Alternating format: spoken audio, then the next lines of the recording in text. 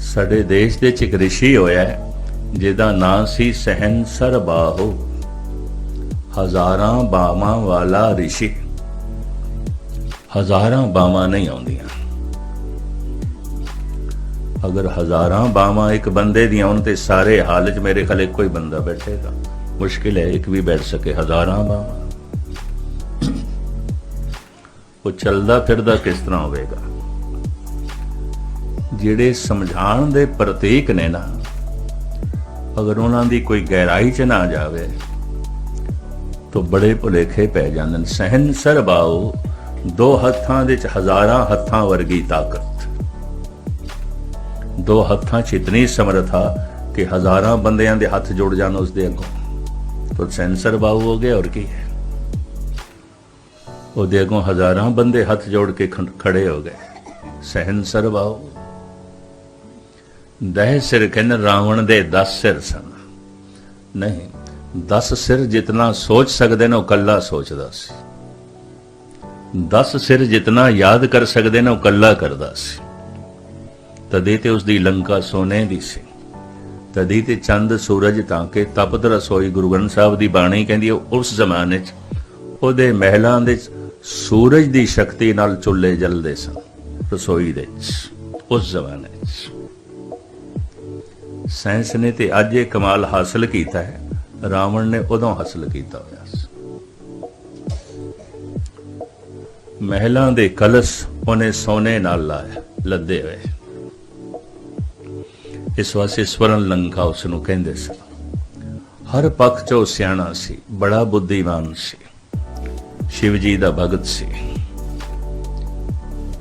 इस कथा नूं भी मैं छेड़िया, इस पासे में लंबा चला जावांगा, समा इस च लग जाएगा।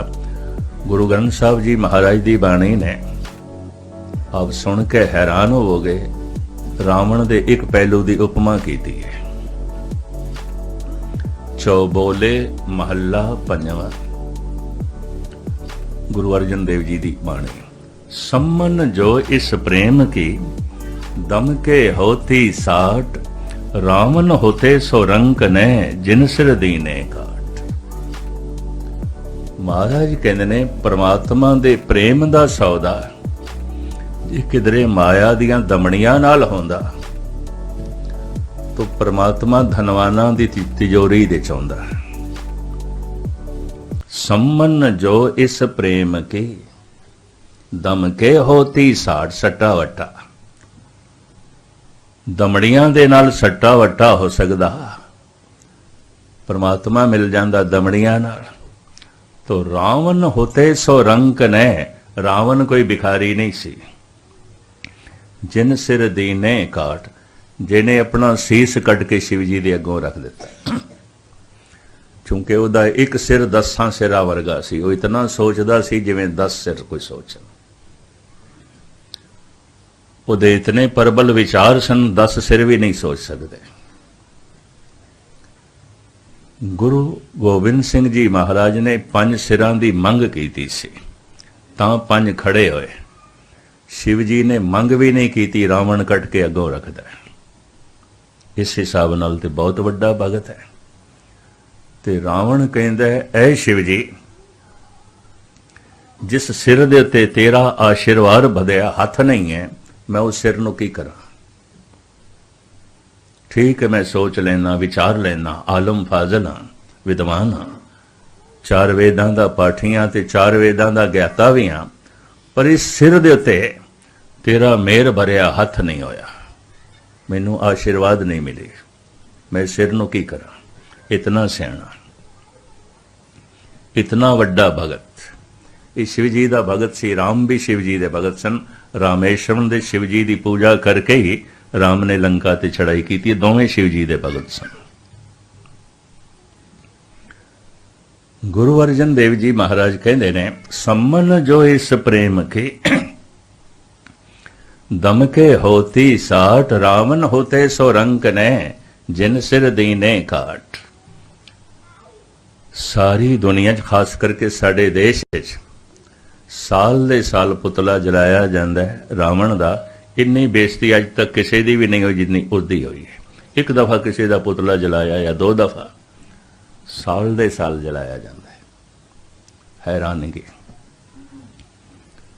पुतला खड़ा कर देंगे, सारा दिन लोकी मत्था भी टेक देन, साडे हिंदू वीर मत्था भी टेकणगे, प्रसाद भी रखणगे। भाई हद हो गई, जिन्हों फूक देना है तो जिहड़ा कहंदे वो वाकई दुष्ट सी ते फिर इहनूं मत्था टेकण दी की मोह। प्राणां विच एहसास है, वेदां दा ज्ञानी सी, शिव जी दा भगत सी। ये भी मैं अर्ज करा, शाम नूं जद राम तीर मारदे ने, जलाण तो पहले राम भी परिक्रमा करदा है उस दी। और लंबी चौड़ी गल है, जद मरण लग्या सी रावण, दम तोड़न लग्या, श्री राम अपने भरा लक्ष्मण नूं कहंदे ने, जमीन तो एक बड़ा कीमती मनुख उठ के जा रहा है, बड़ियां विचारां, बड़ी सियाणप, बड़ी सूझबूझ, ये भी इहदे नाल चली जाएगी। इहदा आखिरी दम टुटे तो इसदे कोलों कुछ ना कुछ लैके आ। जिस पुरुष दे कोलों राम अपने भिरा नूं ज्ञान लैण वास्ते भेजदे ने, वो मनुख कोई मामूली नहीं सी। गुरु अर्जन देव जी ने उसकी रूपरेखा सामने रख दी है। लक्ष्मण दी जैसी तबीयत सी, क्योंकि गुस्से च आके रावण दी भैण दी नक कट चुकिया सी। ये संत दा काम नहीं है नक कटना, ते इस्त्री नूं हमेशा लई करूप कर देना। स्वयंवर दी प्रथा उन्हां दिनां च आम सी। स्वयंवर बच्ची अपना वर खुद चुनदी सी, ये आम प्रथा सी। सीता ने भी खुद चुनिया सी, द्रौपदी ने भी खुद चुनिया सी। स्वयं वर चुनना है, आप वर चुनना है। समाज की व्यवस्था ऐसी सी। अगां चल के देखा गया कि बच्चियां जज्बे के तहत कई दफा वर की गलत चुनाव कर लेंदियां, जिंदगी च पछताना पैंदा है और बच्चे रुल जाते हैं। स्वयंवर हजारां साल पहले भारत देश नाकाम होकर रद्द कर दिता गया। भी नहीं, बच्ची स्वयं नहीं चुनेगी, सिर्फ इस कोल जज्बे ही होंदे ने, सिर्फ इस कोल भावुकता होंदी है, इहदे कोल दूरदृष्टि नहीं होंदी। स्वयंवर भारत विच फेल होया, स्वयंवर अमेरिका ते यूरोप के देशों फेल हो रहा है। कैलीफोर्निया के डॉक्टर मनजीत सिंह ने मैनू दसिया 87% शादियां कैलीफोर्निया तलाक हो जांदियां, नहीं निभदियां, टुट जांदियां। हालांकि खुद चुनिया होंदा है, खुद शादियां कीतियां, माँ बाप की मदाखलत भी नहीं, समाज की मदाखलत ही नहीं, फिर क्यों नहीं निभदी? सिर्फ फोके जज्बियां के तहत चुनाव होंदा है, जज्बे ठंडे पै गए, तलाक हो गया। एक स्टेट के अंदर, बाकी स्टेटां च नहीं, एक स्टेट के 87% शादियां तलाक हो जांदियां। स्वयंवर हजारां साल पहले भारत विच फेल होया, समाज ने रद्द कर दिता। भाई नहीं, आइंदा बच्ची खुद चुनाव नहीं करेगी, करेगी तो उस पर उंगल उठाएगी समाज, ये बच्ची गलत है।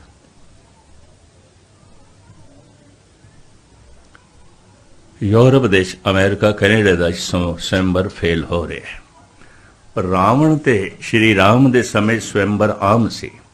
सुरूपनखा ने लक्ष्मण नूं चुन लिया सी, वरमाला पहनाण लगी, लंबी चौड़ी कथा है, उन्हें गुस्से च उहदी नक कट दिती। ते सुरूपनखा उन्हां दिनां च शरीर दे अंग ते मन दे सुभाव दे मुताबक नाम रखे जाते सन। सुरूपनखा उहदे नैन नक्श बहुत अच्छे सन। ते लक्ष्मण ने कहा नक करके ही तू खूबसूरत लगती पई है, बहुत मैं ही कट देना, कट दी। एशिया का इलाका ऐसा है, होर कुछ बर्दाश्त कर लवे, लेकिन भरा भैन की तोहीन ते भैन की गल नहीं बर्दाश्त करता। रावण की भैन सी, आम बंदा नहीं बर्दाश्त करता, वो ते राजा सी, बदले की भावना ते आ गए। ठीक है, सियाणा सी, विद्वान सी, शिवजी का भगत सी, पर भैन की नक कट्टी। इतिहास के निक्के पहलू मैं थोड़े सामने रखे न। लक्ष्मण गया ज्ञान लैण वास्ते, रावण के सिर दे भार खड़ा होया, और कहते ब्राह्मण देवता सुनिया थोड़े कोल बड़ा ज्ञान है, बड़ी समझ है हर पहलू दी, जो कीमती तो कीमती विचारधारा होवे तुसी जा रहे हो जगत तो दस के जाओ। रावण ने अख जरूर खोली है और घृणा भरी मुस्कुराहट भी चेहरे ते आई, फिर अखां बंद हो गई। लक्ष्मण वापस आ गए, राम नूं कहंदे भगवन उते बोलदे ही नहीं। पता है राम ने की आख्या, तैनूं बुलाण दी जाच नहीं आई, तैनूं ज्ञान लैण दा ढंग नहीं आया, जा वो विद्वान है, शिवजी दा भगत उहदे कदमां दे खड़ा, उहदे पैरां ते मत्था टेक, फिर हथ जोड़ के मंग कर। इंज ज्ञान दी मंग करी दी। जिहदे कदमां दे च राम लक्ष्मण नूं खड़ा करना चाहते ने ते जिसदे कोलों ज्ञान लेना चाहते ने वो मनुख मामूली नहीं हो सकता, मामूली नहीं हो सकता। अद कि इस तरह कीता ते रावण ने जिहड़ी आखिरी गल कीती, लक्ष्मण मनुख की जिंदगी च कल कतई नहीं आउंदा, जो करना है अज कर, जो जरूरी काम होवे कदी मलतवी ना करी, पोस्टपोन ना करी, कल ते ना छुट्टी।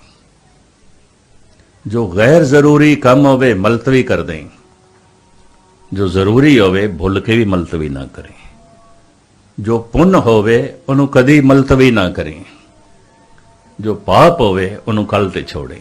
गुरु अर्जन देव जी दा वाक जिन्हां दा पुरब मना रहा, पातशाह कहते न बिलंब धर्मं बिलंब पापं। जब कोई शुभ संकल्प अंदर पैदा होवे, साहब कहते बिलंब नहीं करनी, देरी नहीं करनी। क्यों देरी करेगा, वो जड़ा शुभ संकल्प है कमजोर हो जाएगा, फिर तो वो नहीं कर सकेगा। बिलंब पापं, अगर कोई पाप का संकल्प पैदा होया है, देरी करें ताकि वो कमजोर हो जाए। लेकिन होंदा कि ये गुरु अर्जन देव जी महाराज कहते ने, चंगियां आईयां आलक करे बुराई होवे सेर। बुरा संकल्प पैदा होया बंदा तद छिन करदा है, चंगा संकल्प पैदा होंदा सोचदा कल सोचांगे परसों सोचांगे। इस तरह मनुख रोज दी रोज बुरा होंदा जा रहा है, चंगियाइयां तो बचदा जा रहा है, क्योंकि चंगियाइयां नूं पोस्टपोन करदा है। चंगियाइयां आलक करे बुराई होवे सेर, ये महान ज्ञान रावण ने लक्ष्मण नूं दिता है। हुण प्रश्न खड़ा होवेगा, हार क्यों गए? भारत दे इतिहासकार कहते ने रावण राम तो नहीं हारे, अपने भरा तो हारे न, विभीषण तो। सारे सीक्रेट सारा राज भरा ने दस दिता, विभीषण ने। और चाणक ऋषि कहते ने मनुख दुश्मन दे वार तो बच सकता है, भरा दे वार तो नहीं बच सकता। क्यों? भरा नूं सब कुछ पता है, सब कुछ पता है। हो सकता है दुश्मन का वार खाली चला जाए, क्योंकि उन्होंने बहुता ज्ञान नहीं है। भरा दा वार खाली नहीं हो, इस वास्ते आम दुश्मनों के इतनी दुश्मनी नहीं पाई जाती, नहीं देखी जाती। कई दफा भरावां दे जो दुश्मनी देखी जाती, बड़ी भयंकर। विभीषण ने सारे राज दस दिते हैं। विभीषण भरा सी रावण का, सारे सीक्रेट दस दिते हैं। इस वास्ते भारत दे चोटी दे इतिहासकार कहते ने रावण हारे है भरा दी मार तो भारत दे बोल प्रचलित ने, घर का बेदी लंका डाले। इतना महान सी ते उन्होंने दुष्ट क्यों आख्या गया? मनुख दी फितरत है, जो हार जाए वो शैतान होंदा है, जो जित जाए वो भगवान होंदा है। कुदरती गल है, सब प्रभु खेड है, मनुख प्रभावित है। जो जितदा है वो जो है भगवान है, जो हार जाए वो शैतान है। इस तरह ही होया। इस वास्ते आम बंदे करीबन करीबन कोशिश करते ने असी जगत दे च जेतू बणीए। तो जेतू तां बन सकते हैं कोई शक्ति होवे, ताकत होवे। मनुख शक्ति तो प्रभावित है। हुणे मैं अर्ज कीती सी, परमात्मा एक शक्ति है, व्यक्ति नहीं है। हुण शक्ति दो तरह दी हुंदी है। एक ते मनुख बाहरों शक्तिशाली है, ਇੱਕ ਮਨੁੱਖ ਅੰਦਰੋਂ ਸ਼ਕਤੀਸ਼ਾਲੀ ਹੈ। ਜੋ ਅੰਦਰ ਦੀ ਸ਼ਕਤੀ ਉਹਨੂੰ ਸਤ ਕਹਿੰਦੇ ਨੇ, ਜੋ ਬਾਹਰ ਦੀ ਸ਼ਕਤੀ ਇਹਨੂੰ ਸਤਾ ਕਹਿੰਦੇ ਨੇ। ਜੋ ਅੰਦਰ ਦੀ ਸ਼ਕਤੀ ਇਹਨੂੰ ਧਰਮ ਨੀਤੀ ਕਹਿੰਦੇ ਨੇ, ਜੋ ਬਾਹਰ ਦੀ ਸ਼ਕਤੀ ਇਹਨੂੰ ਰਾਜਨੀਤੀ ਕਹਿੰਦੇ ਨੇ। ਬਦਕਿਸਮਤੀ ਹੈ, ਆਦਿ ਕਾਲ ਤੋਂ ਸਤਾ ਸਤ ਨਾਲ ਟਕਰਾਂਦੀ ਰਹੀ ਹੈ।